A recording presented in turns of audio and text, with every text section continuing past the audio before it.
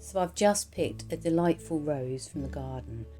It is starting to turn a little bit at the edges, otherwise I would have kept it in the garden.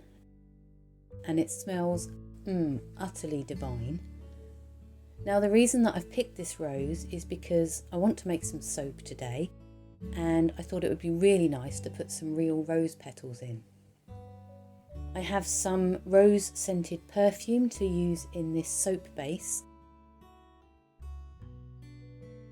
and I also have 2 dyes left over, a blue one and a yellow one. So for the yellow rose, I think I'll use the yellow dye. So what I'm going to use today is this Hobbycraft Melt and Pour soap base. It comes in a 1 kilogram tub, and I think it costs about £11. So I have used this Melt and Pour soap base in the past, and so this isn't really a full-on craft challenge. The only challenge really in it for me is that I've never made soap with rose petals before. So to make some basic soap, what you'll need is some of this Melt and Pour soap base. You'll need some dye and a scent or a perfume to put into the soap. Most places that sell the soap base will also stock dyes and the perfume as well.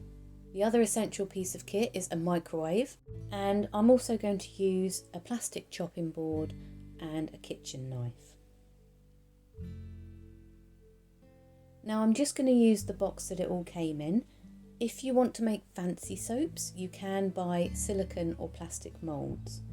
So to start with, you need to release the soap from the box, and if you just push out the sides of the box, you'll release the soap from the edges of the tub, upturn it, and you'll see it starts to detach itself from the bottom of the box and will just land on your chopping board. And then all you need to do is to chop your soap up into blocks. So I'd normally just cut into the soap base to make some slices.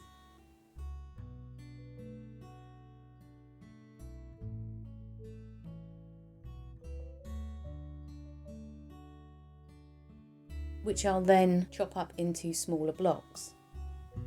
It does require a little bit of pressure to do this, and I can manage this fine, and I suffer from quite a lot of fatigue if I overdo it, and I'm also quite weak with my upper body strength, and I can chop it up just fine, so you don't need to have an awful lot of strength to be able to chop through this soap. So my aim is to now chop it up into small blocks, something like 1 centimetre, 1.5 centimetre cubes, and then I'll just pop all of the cubes straight back into the box. This soap base is so easy to use, and so if you're looking to make some soap for yourself, hopefully this video will give you a little insight into the process and maybe give you the courage or the inspiration to give it a go yourself. If you're looking to make some super fancy soap, this video might not be for you. I'm just going to show you how easy this Melt and Pour soap base is to use. It may be useful, I hope so. So the instructions say to put it in the microwave for 30-second bursts.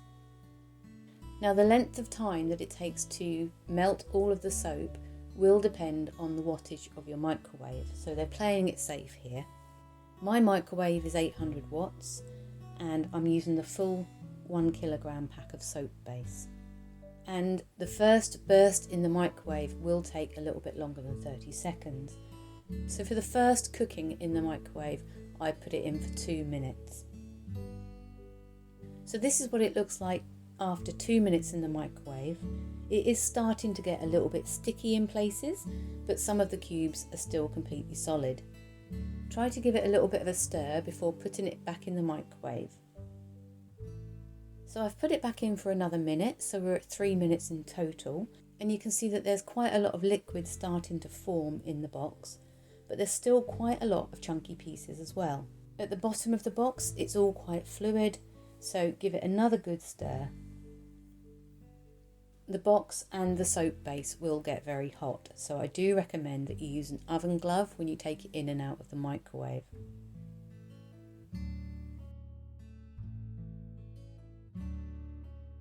So here we are with another minute added, so that's 4 minutes in total. And there's still some very big blocks in there. Now, some people do like to leave some of these unmelted blocks in their soap, as it adds kind of like a ice cube effect to the soap, but I want mine to be totally fluid and liquid, so I'm going to pop it back in for a bit longer.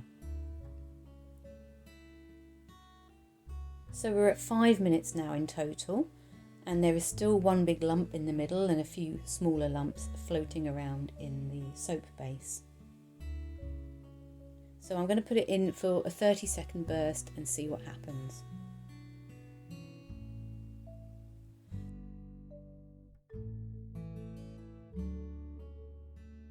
So I did put it in for two 30-second bursts just now. So in total, this has required 6 minutes in the microwave to become fully melted. Do not put it in the microwave for 6 minutes solid. You really do need to take it out and give it a stir every minute to 30 seconds. So now the soap base is all melted, all we need to do is to add the dye. Now I'm going to use a whole bottle of dye because I want some nice bright yellow soap.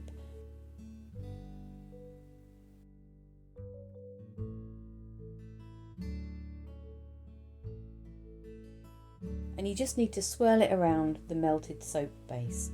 I forgot to add the rose perfume at this point. I do add it later, but at this point you should also add your scent. Give it a good stir so that the scent and the dye diffuses well through the soap base. So what I'm going to do now is I'm going to chop up all of my petals. Sometimes you do get this like frothy foamy part on top of the soap. This doesn't bother me, and it's all going to be covered up by the rose petals anyway, but there are different techniques for taking this off, which I won't go into detail in this video because I'm just making basic soap.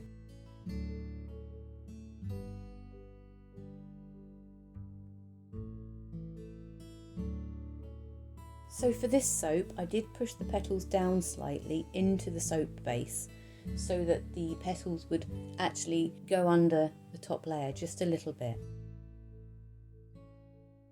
And that is it. You just need to leave the soap base now to fully set. Now I left mine overnight, and this is the next day. It's all completely fully set. I do have a little bit of excess oil on the top of this because I forgot to add my scent at the right time. So I'm just going to clean that up with a bit of kitchen towel.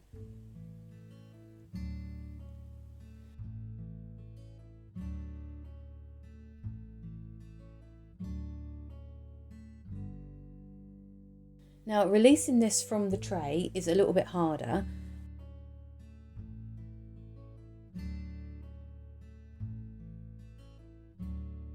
And what I did was I used the blunt edge of the knife and just slid it down the side of the box. Don't use the sharp edge of the knife because you'll end up cutting into the soap base, but the blunt edge obviously isn't sharp enough to properly dig into the soap, but it's just enough to help you release the soap from the box.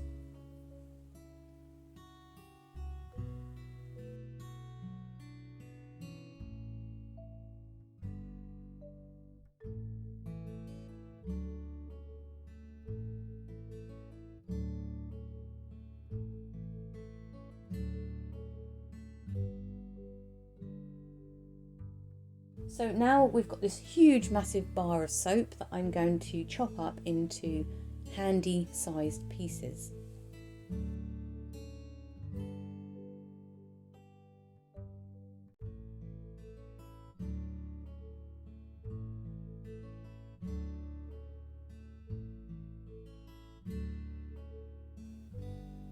So I've chopped my soap at about 1.5, almost 2 centimetre slices. And then I've chopped those slices into 2 pieces, which gives me a lovely handy sized bar of soap. It's not as large as the soap that you can get in the supermarket, but it is perfect to fit in my hands. I realised as I was doing this that it's much easier to slice down the narrow edge rather than the long edge.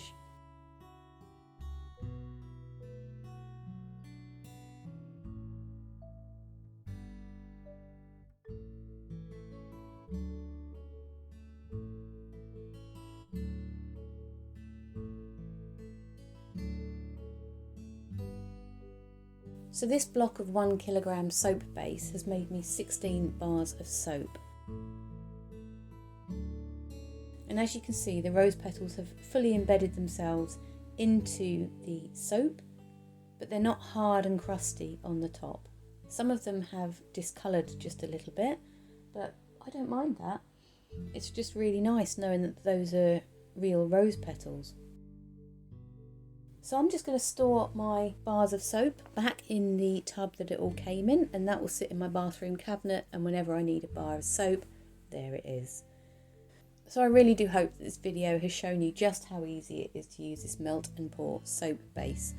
I don't need to make a more elaborate soap for my own personal use, but maybe in the future I might try doing a more fancy soap, and we'll give it a go and see if we can't give them away as Christmas gifts or something like that. Maybe that would be a nice thing to do. Anyway, if you've made it this far, do give me a thumbs up. Your support is very much appreciated. And if you're not already subscribed and you'd like to see what other things I'm making in the future, then yeah, do subscribe.